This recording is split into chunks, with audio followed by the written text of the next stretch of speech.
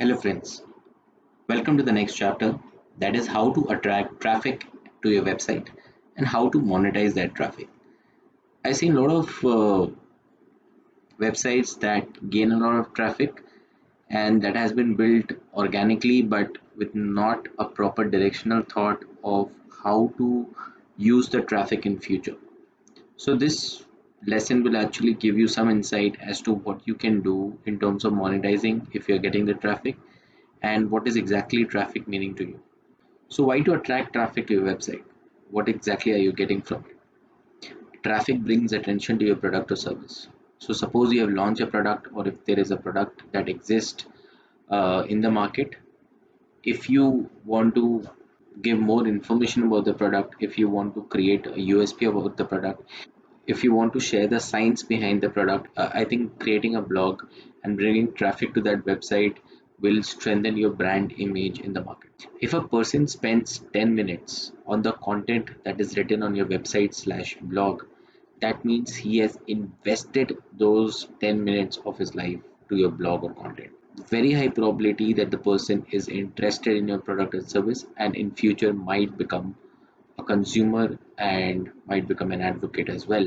Traffic helps you strengthen your brand image and brand recall. So see, to strengthen the brand image, you don't need to create a TVC every time. You don't need to create a lot of high budget elements to make sure that your brand is known or is creating that noise in the market. These are the small pillars or like an extension pillar that can actually help strengthen your brand image and brand recall. People now research about the product. People now want to know more about the product before they buy the product. That behavioral change has already been proven with the research that has been done. So it's very important that whatever claims you're making, you need to be inclusive about it and you need to include it in your product as well. Just a brand being endorsed by a celebrity is no more a way to make sure that the brand is really good in that space. Traffic helps you register your message and in an in-depth manner. In-depth is the word here, where you talk to different segments of your audience. If your product is catering to different segments, you talk from different messaging perspective. For example, I gave an example of a drink giving you 10 hours of maybe hydration, giving you 10 hours of energy. So it is bringing in a lot of different angles, which is health, rehydration, and so on, right? So how do you say about all these small communication pieces in one ad or one banner ad or one TVC? You can't do that. Maybe your core messaging remains the same, but when you need to amplify your message or when you need to speak aloud about your message, I think this is the space you want to be in. And people don't jump to the product right away. They're actually searching for the solution to the problem that they're facing. Suppose I stay in Hyderabad and Hyderabad has a very low humidity because of which you feel thirsty a lot of times.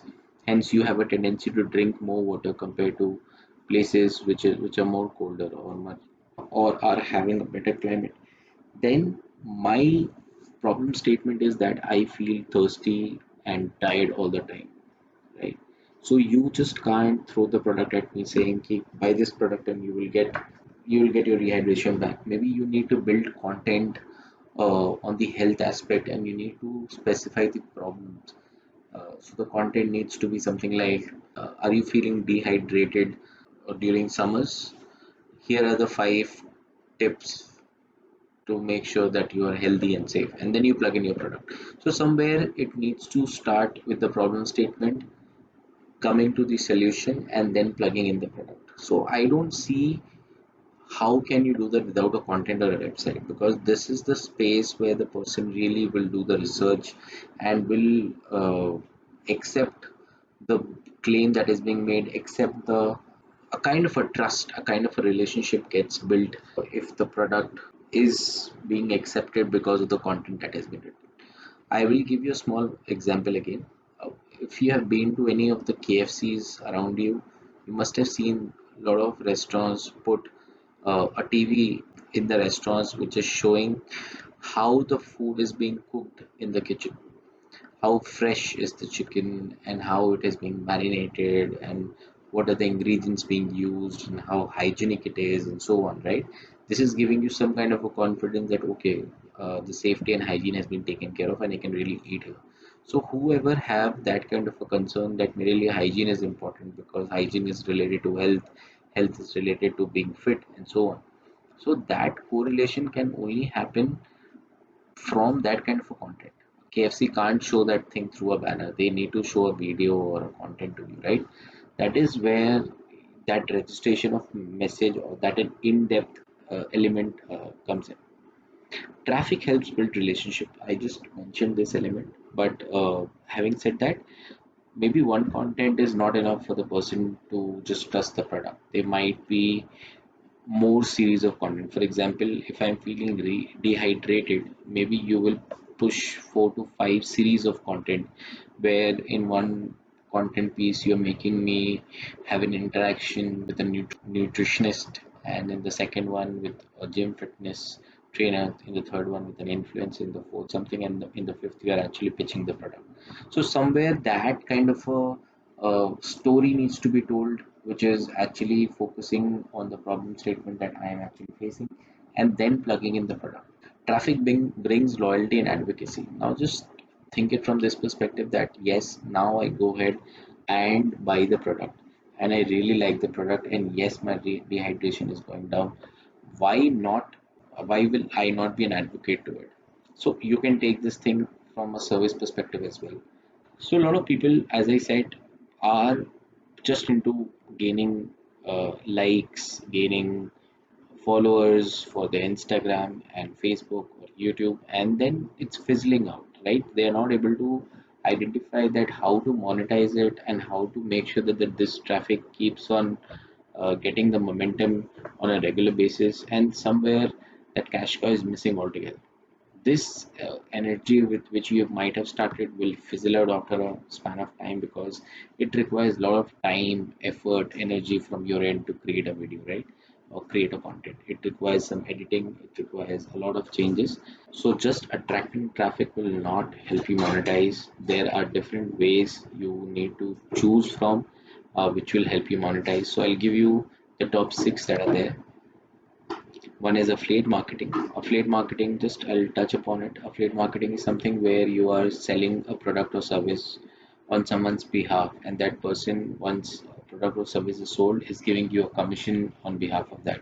Next is AdSense. If you're getting traffic to your website, Google provides you AdSense, which is in a form of free marketing. So people who are browsing XYZ things on the internet will also come to your website and will eventually see the ad there as well. And there is also a monetization piece that exists. E-commerce for other products. You can do e-commerce for other products also on the website. There, if you have your own product or service, you can market that on the website through various content pieces, and you can also sell courses. If the courses can be from um, how to maintain a garden, uh, how to teach, how to cook 6 different dishes during your summer time, something like that, where the courses need not be very scientific in its behavior or nature, but should be adding a value to the consumer who's consuming it, and eventually becoming an influencer. If you have a good follower base, definitely promoting a product will give a kind of a push to the brand in that category, and being an influencer will definitely pay off. So these are the top six. There are more, but these are the top six which I feel you can definitely use if you have a website or a blog of your own. So it's not just traffic which is being plugged with one of these 6 items which I told you, and which will start bringing you ROI. There is a funnel that exists that a consumer needs to go through. For example, I'm not saying that you just keep on writing content and the person who is coming is consuming content and suddenly the loyalty comes in, and then whatever you suggest or say, he will go in and buy it, right?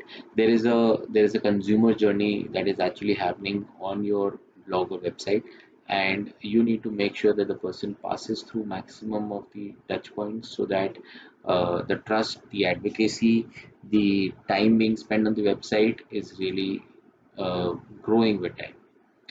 So I've identified 8 stages a person goes through. One is brand awareness and attention. One is the first interaction. Then there are loop of interactions. Then there is a soft opt-in that happens, which is like social media, means they're landing onto your social media page, commenting, engaging, video views, etc. Then there is a real opt-in where they actually submits their information from email IDs to phone numbers. They subscribe, they take a demo, they take a trial, etc. Then they become the first time buyers, and then they become a repeat buyer, and eventually they become the advocates. These are the 8 steps which they will definitely go through before making the first purchase, and you will also get a hint of how this works. Generally, when we write an article, we are in this stage, which is brand awareness. You see that your article has been read by 1 lakh people. Of this 1 lakh people, only 10,000 people are the ones who have actually done a soft opt-in. Of that, only 10% have done a real opt-in, which is 1,000. Of that, actually only 10% have purchased, which is 100. Of that, 10% is doing a repeat buyer, which is 10. Of that, only 10% is becoming advocate, which is 1. That is the way the funnel uh, filters down, and there are different stages which can be improved with A/B testing and a lot of things which, once you uh, have the flow of the audience rolling in this funnel, the funnel can be optimized as things start moving. So don't hesitate to make a perfect funnel right from stage one, right from scratch. Just start with whatever you have in your mind, and then keep refining as you move forward. So I'll just go quickly in depth on each point that I mentioned. Brand awareness and attention, what exactly it means, it's you're writing content which needs to be ranked on the search engine. It can be done by SEO, it can be done by paid ads on Google. Then there is a social media paid ads where you can again promote your banners or product or service. Then you can do it via programmatic video ads, paid blogs. So wherever you can put in money and you can push the audience to your content. Pushing the audience is not a difficult task. Audience who are landing onto your website remain on your website for some time is a big task. So first stage is not that difficult once you have your content and product ready. Then once they reach to the first interaction piece, they uh, they will either like your page or they will come back again and again to read know more about your product and service.